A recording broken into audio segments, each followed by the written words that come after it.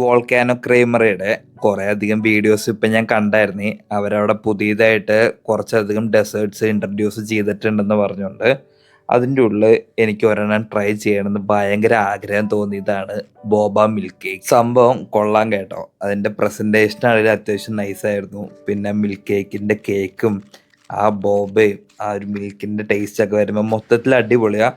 മധുരമൊക്കെ ഒരു മിനിമം റേഞ്ചിലേ ഉള്ളൂ. അധികം മധുരം ഇഷ്ടപ്പെടാത്ത ആളാണെങ്കിൽ ഡെഫിനറ്റ്ലി ട്രൈ ചെയ്തോ, സംഭവം ഇഷ്ടപ്പെടും. പിന്നെ ഒരു വൺ ടൈം ട്രൈക്കുള്ള സാധനമുണ്ട്. അപ്പോൾ ഡെഫിനറ്റ്ലി ഒരു ദിവസം ട്രൈ ചെയ്.